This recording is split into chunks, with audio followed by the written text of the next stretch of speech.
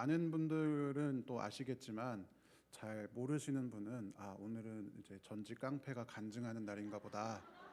저기 덩치 큰 사람이 와서 뭘 하고 있나 이렇게 싶으실 수 있지만 저는 이제 올해부터 우리 교회에 부임한 조인기 목사라고 합니다.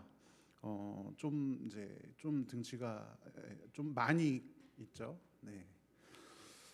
앞으로 이렇게 무서워하지 마시고 저를 좀 무서워하시는 분들이 많이 계셔요. 그래서 무섭게 생각. 또 저는 좀 잘 보이려고 오늘 머리를 잘랐는데 약간 깍두기처럼 잘라주셔가지고 더 무서워 보이지 않을까 좀 걱정이 됩니다만 좀 무서워하지 마시고요. 이렇게 저를 반갑게 잘 맞이해 주시면 감사하겠습니다. 한 가지 이제 양해 부탁의 말씀을 드릴 것이, 저는 이렇게 등치가 크니까 많은 분들이 한 번에 저를 기억하세요. 심지어 저는 교회 앞에 이렇게 서 있으면 저기 밑에 그 농협에서 이렇게 봐도 보이거든요. 그래서 이제 다 저를 아세요. 근데 저는 특히 여러분 요즘에 감기 있어서 다 마스크 쓰고 다니시잖아요. 권사님들이 다 똑같은 데서 머리를 하시나 봐요. 머리가 다 비슷하고 다 마스크 쓰셔가지고 이게 권사님이신지 우리 교회 분이신지 아니신지 제가 방화동 이제 잠깐 이렇게 걸어 다닐 때마다 이렇게 조심하고 있습니다. 여러분 이렇게 혹시나 제가 모르더라도 섭섭해하지 마시고, 나는 저 사람을 아는데 저 목사가 나를 모른다 섭섭해하지 마시고, 그럴 때 이제 먼저 인사해 주시고 해주시면 제가 빨리 이제 여러분들의 얼굴 다 외워가지고 먼저 인사할 수 있도록. 근데 또 제가 인사를 하면 많이들 놀라세요. 길에서 안녕하세요 하면 막 이러시는 분들이 많더라고요. 놀라지 마시고 그냥 방화동에서 큰 사람 만나면 다 저다 이렇게 생각하시면 되겠습니다. 오늘 제가 영신교회 부임하고서 처음 이제 강단에 서서 말씀을 나누는 날입니다. 물론 청소년부에서는 계속 이제 말씀을 전하고 있는데요.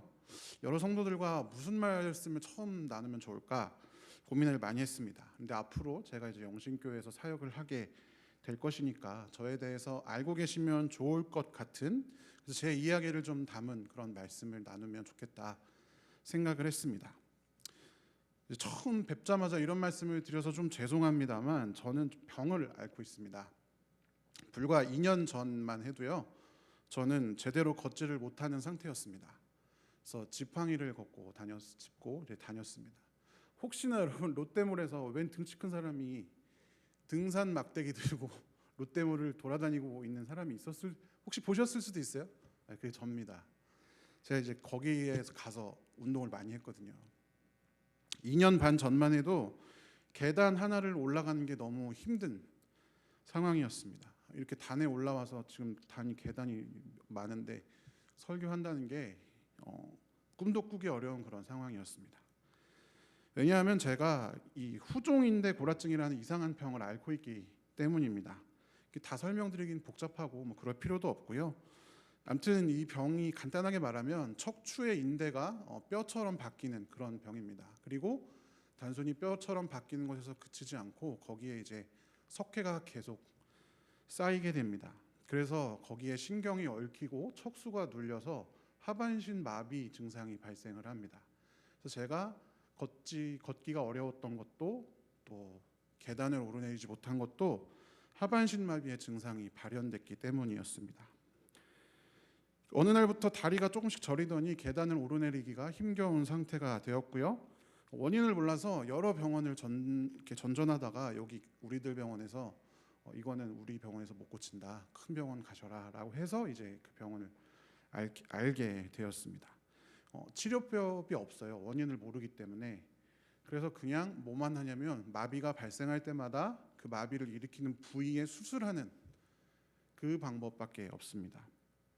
수술 중에 이제 하반신 마비가 될 확률이 30%라고 얘기를 하더라고요. 근데 수술을 안 하면 무조건 이제 반신불수가 되기 때문에 수술을 이제 할 수밖에 없었죠. 다행히도 저는 2년 반 전에 수술을 했고 수술이 잘 끝나고 회복도 어느 정도는 되었습니다. 완전히 회복된 것은 아니지만 그래도 이렇게 단에 올라와서 또 설교를 할 수 있을 정도의 몸 상태가 되었고, 그렇기 때문에 감사하게도 영신교회 여러분들을 만나 뵐 수가 있게 되었습니다. 어쨌든 이제 아프기 전하고 후에 제 인생, 그리고 저희 가족의 인생 굉장히 많이 바뀌었습니다. 저 아내가 한 명 있고요. 당연한 말이죠. 아내가 한 명 있고 딸이 한 명 있는데요. 이제 가장 많이 바뀐 부분이 아내와 딸과 보내는 그 일상의 모습이 가장 많이 바뀌었습니다. 아프기 전에는 전혀 문제가 되지 않았던 일들, 늘 아무렇지 않게 했던 일들이 굉장히 어려운 일로 바뀌더라고요. 저희 아이가 제 목마 타는 걸 엄청 좋아했거든요. 수술 바로 전까지 제 목마를 타고 그랬는데 이제 수술하고 나니까 제 목마를 전혀 탈 수가 없게 됐습니다. 장을 본 뒤에 무거운 장바구니를 들고 집으로 가지고 올라오는 일도 할 수가 없게 되었습니다.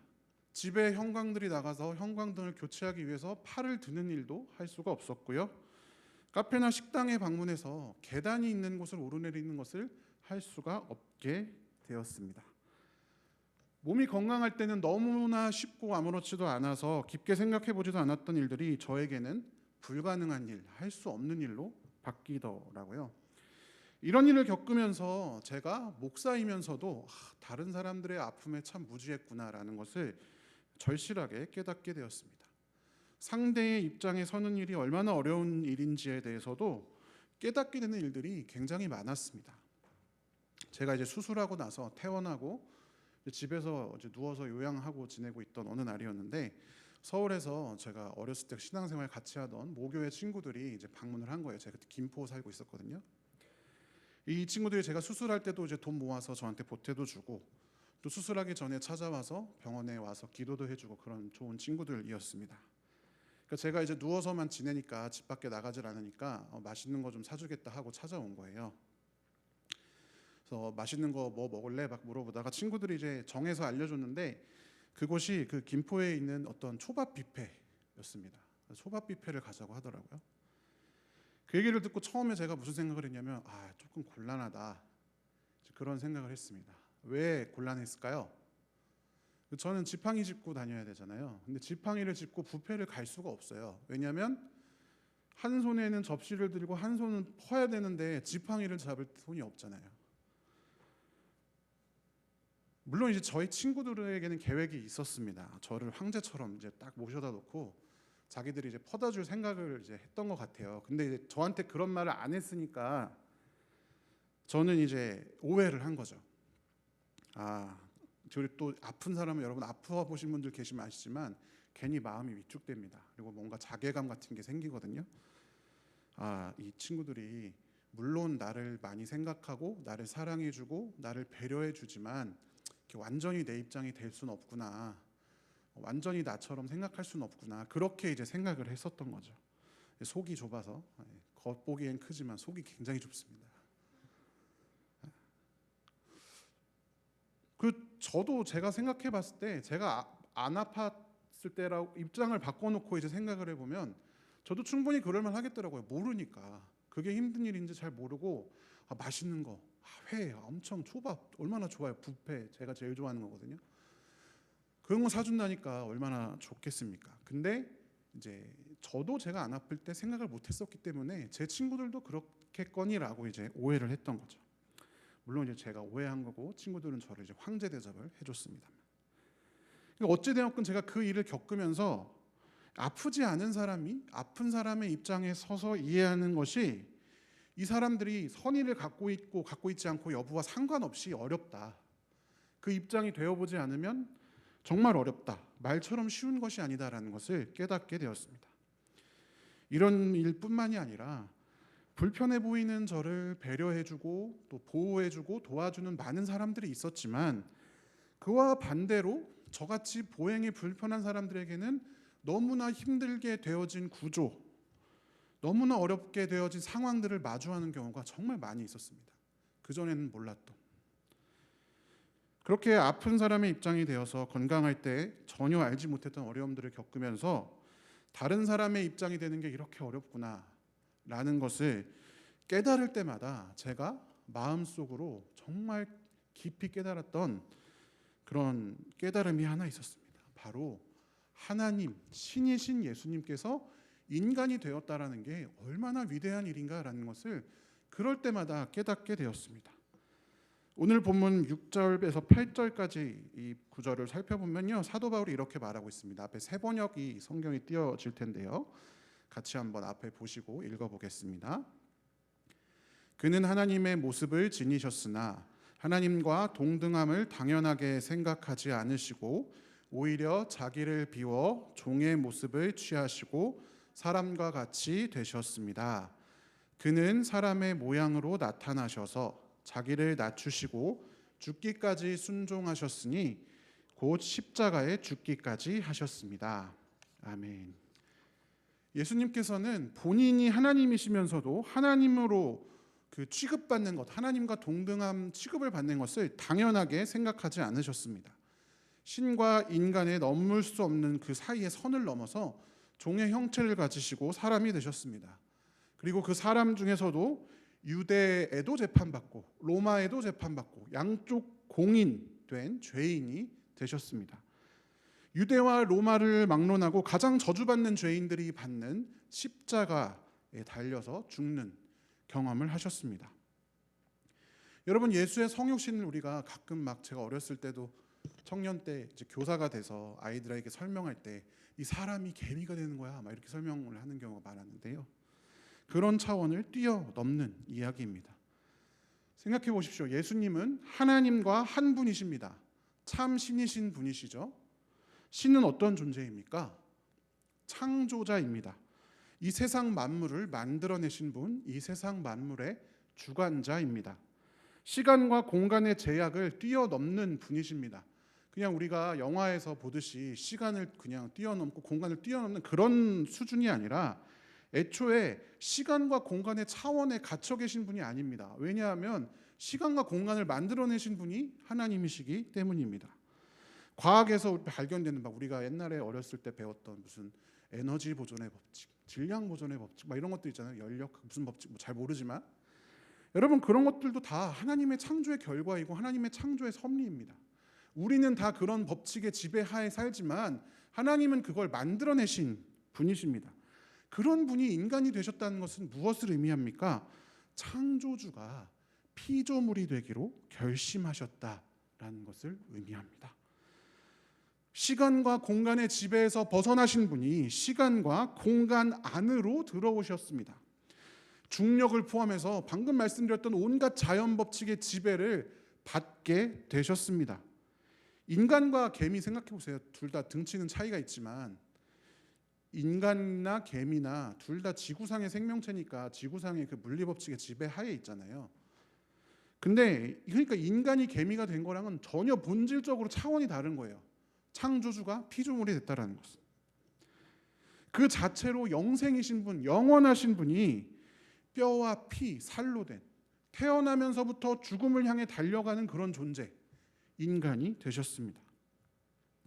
전능하신 분, 모든 것을 하실 수 있는 분이 아기로 태어나서 엄마와 아빠가 도와주지 않으면 단 1초도 살 수 없는 그런 삶을 시작하셨습니다. 모든 것을 다 아시는 전지하신 분께서 성경에 기록하면 지혜가 자라나셨다라고 기록이 되어 있습니다. 자란다는 게 뭡니까? 성장한다는 거잖아요. 모든 걸 다 아는데 어떻게 성장할 수 있겠어요? 자기가 스스로 그 한계에 부딪혔기 때문입니다. 한계로부터 시작하셨기 때문입니다. 사랑 그 자체이신 분께서 사람 내에 사랑을 받는 존재가 되셨습니다. 배도 고프셨고 목도 마르셨고 찔리면 아프셨습니다. 화도 내시고 웃기도 하시고 헤아릴 수 없는 고민으로 밤새 울며 신음하며 기도하기도 했습니다. 그렇게 예수님께서는 인간과 신 사이에 선을 넘어서 우리에게로 오셨습니다. 예수님께서는 단순히 사랑하는 사람을 생각하고 배려하고 그의 입장이 되어보는 역지사지 정도의 차원을 뛰어넘어서 신과 인간 사이에 건널 수 없는 강, 그 선을 넘어서 오셨습니다. 그 이유는 무엇입니까? 우리를 사랑하셔서 구원하시고 천국 백성으로 삼으시기 위해서입니다. 사람이 사람을 입장받고 생각하고 배려하는 것이 얼마나 어려운 일인지 제가 잘 깨달았는데 그것조차도 잘 되지 않으니까 인간 세상에서 갈등이 많이 일어나는 것 아니겠습니까? 그런데 예수님께서는 그냥 입장받고 생각해보는 차원을 넘어서서 자신의 존재 자체를 바꾸어서 우리에게 주셨습니다. 그의 이 발걸음이, 그의 이 선 넘음이, 예수의 성육신이 얼마나 위대한 일이 아니라 할 수 있겠습니까? 그 일은 우리를 사랑하시기 때문에 일어난 일이고 우리는 그 위대한 사랑을 받은 자녀들입니다. 그러니 우리가 크신 은혜에 감사할 줄 알아야겠지요. 아멘, 할렐루야. 네, 이렇게 설교가 끝나면 빨리 끝나고 참 좋겠지만 안타깝게도 오늘의 이 이야기는 여기에서 끝나지 않습니다. 사도 바울은 오늘 이 이야기, 방금 읽었던 빌립보서 2장 6절부터 8절까지의 그 앞서서 이렇게 말하고 있습니다. 2장 4절부터 5절까지를 세 번역으로 같이 한번 읽어보겠습니다. 또한 여러분은 자기 일만 돌보지 말고 서로 다른 사람들의 일도 돌보아 주십시오. 여러분 안에 이 마음을 품으십시오. 그것은 곧 그리스도 예수의 마음이기도 합니다. 아멘. 사도 바울이 뭐라고 말하고 있습니까? 그리스도 예수의 마음을 품으라, 이렇게 말하고 있습니다. 선을 넘어서 우리에게 오신 그분의 사랑의 마음을 너희도 품으라라고 권면하고 있습니다. 여러분, 왜 빌립보서에서 사도 바울이 이런 이야기를 하고 있을까요? 빌립보라고 하는 도시가 굉장히 특별한 특징을 가지고 있기 때문입니다. 빌립보라는 도시는요, 사도행전 16장에 의하면 마케도니아 지방에서 으뜸 가는 도시, 그리고 로마 식민지, 이렇게 기록되어 있습니다. 그 개역 개정에 보면 마게도냐 지방의 첫 성이다, 이렇게 기록이 되어 있죠.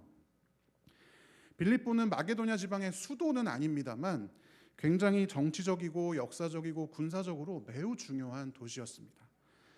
여러분, 그 로마의 역사를 살펴보면 로마는 원래 우리는 황제가 다스린 나라로 알고 있지만 황제가 등장하기 500년, 그 전 500년 동안 공화정이었습니다. 그러니까 자기들끼리 이제 귀족들끼리 서로 투표해서 이제 집정관을 세우는 그런 이제 공동 통치를 하던 곳이죠. 근데 이 공화정과 제정 사이에 이 변곡점이 우리가 여러분 들어보셨을 카이사르 시저라고 하는 존재가 이제 그 로마의 제정을 시작하게 됩니다. 근데 이제 그 제정을 하려고 하니까 얼마나 그 500년 동안 공화정을 하다가 갑자기 한 명 밑에서 이제 통치를 받으려고 하니까 얼마나 화가 나겠어요. 그래서 이제 공화주의자들이 이제 시저를 암살하죠. 그러고 나서 이제 이 공화주의자들과 이 황제를 이제 하고자 하는 그런 사람들 사이에 전쟁이 벌어집니다.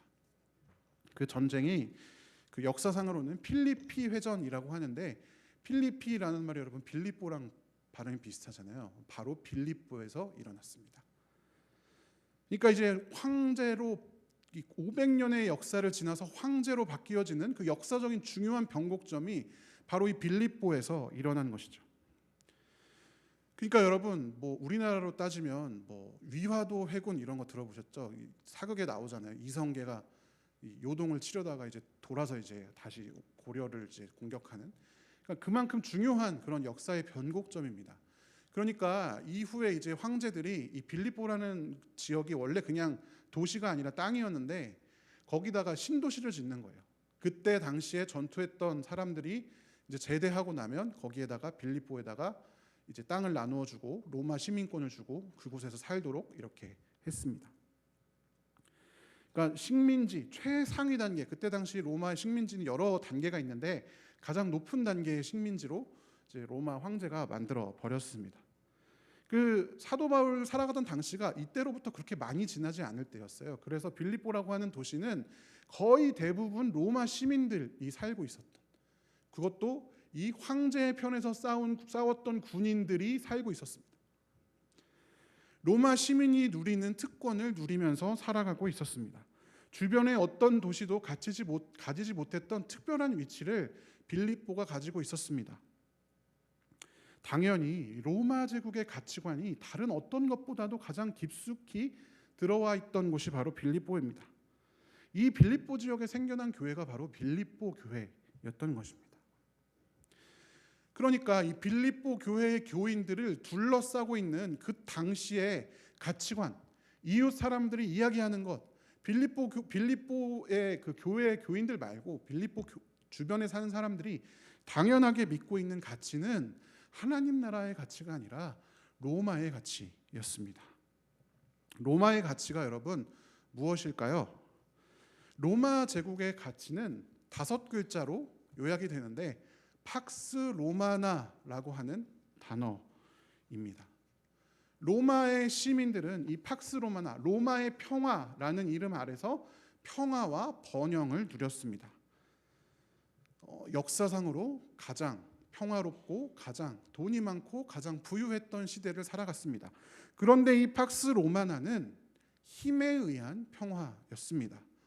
강력한 군대로 이웃들을 다 쓸어버리고 승리한 자들만 차지하는, 모든 것을 독차지하고 나머지 이제 전쟁에 패배한 민족들은 그 로마 시민들 밑에서 신음해야 하는,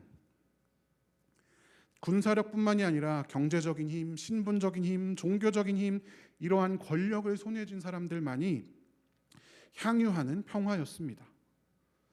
모두가 누릴 수가 없었습니다. 누군가에게만 제한된 평화가 바로 로마의 평화였습니다.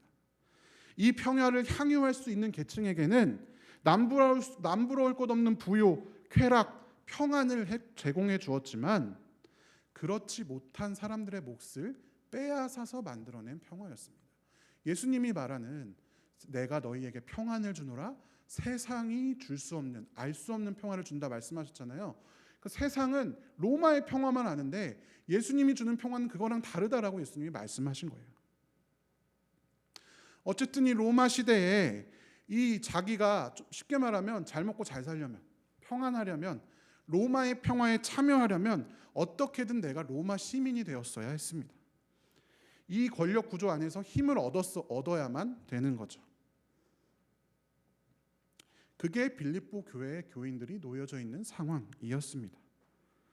사도 바울은 이러한 주변 환경 가운데 살아가는 빌립보 교인들에게 우리는 로마인이 아니라 그리스도인임을 강조합니다. 그러면서 이렇게 말하는 거죠. 너희는 그리스도의 사랑의 마음을 품으라. 로마의 마음을 품고 로마인이 되어서 팍스 로마나를 향유할 생각하지 말고 그리스도인의 마음을 품으라라고 이야기하고 있습니다. 여러분, 우리가 살펴보았잖아요. 그리스도의 마음이 무엇입니까? 취할 수 있는 당연한 것들을 취하지 않는 것입니다.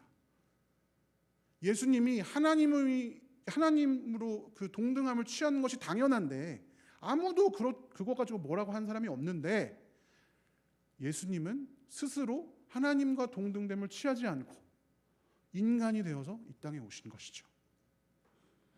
우리를 위해 넘을 수 없는 선을 넘어 이 땅에 오신 예수 그리스도의 마음, 그 사랑의 마음을 품으라 라고 사도 바울이 간절하게 말합니다. 왜냐하면 이 로마의 평화, 거짓 평화 한가운데에서 그리스도인들이, 교회가 교회다워지는 유일한 방법이, 하나님의 백성이 세상의 자녀가 아니라 하나님의 자녀가 되는 유일한 방법이 이거였기 때문에, 세상 사람들에게 내가 로마의 자녀가 아니라 그리스도인임을 증명할 수 있는 유일한 방법이 그리스도의 마음을 품는 것이었기 때문입니다. 여러분, 그러나 오늘날 우리는 이 그리스도의 마음을 품고 살아가고 있습니까? 사실 여러분, 로마 시대에 빌립보 교회가 겪는 일들이 우리가 겪는 일들과 크게 다르지가 않습니다. 오늘날에도 승자가 모든 것을 독식하는 것이 당연하게 여겨집니다. 누가 아무도 뭐라고 하지 않습니다. 좋은 대학교 나와서 좋은 것을 얻으면 좋은 것을 누리고 살아가도 됩니다. 세상은 그렇습니다. 그런데 하나님의 백성들, 이 세상은 순례자로서 살아가는 것이고 우리의 본향은 마침내 언젠가 우리 눈앞에 완성될 하나님의 나라임을 믿는 하나님의 백성들이 모인 이 교회 안에도 그런 가치관들이 깊숙이 들어와 있습니다. 예수의 사랑으로 서로가 선을 넘어서 서로가 되는 일들이 일어나지가 않습니다. 상대의 입장이 되어주질 않습니다. 상대에게 내 입장이 되기만을 고수합니다.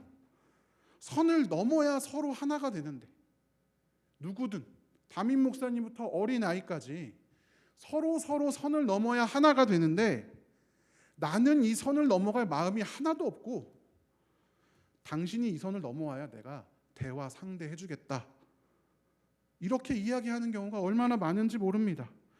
예수님께서는 당연한 것을 당연히 여기시지 않으셨는데 나는 내가 가지고 있는 당연한 권리를 다 취하여야만 속이 시원합니다. 마치 짝꿍이랑 책상 가운데 국민학교 때, 초등학교 때 금 그어놓고 여기 넘어오면 다 내 거야. 그건 행동들을 우리가 교회 생활하면서 여기 계신 분들은 안 그러시겠지만 저는 그렇게 신앙생활을 했었습니다. 어렸을 때부터 보고 듣고 그러지 말아야지 하면서 또다시 반복하는 누군가 남의 이야기가 아니라 저의 이야기, 그리고 어쩌면 여기 계신 여러분의 이야기일지도 모르겠습니다. 사랑하는 성도 여러분, 우리가 예수의 마음을 품지 않으면 이런 일들이 반복됩니다. 예수의 마음을 품지 않으면 교회가 교회답게 세워질 수가 없습니다. 오늘 4절에서 돌보다라고 번역된 그 원어 헬라어로 스코페오라고 기록이 되어 있는데요. 보다, 깊이 생각하다, 숙고하다 이런 뜻을 담고 있습니다.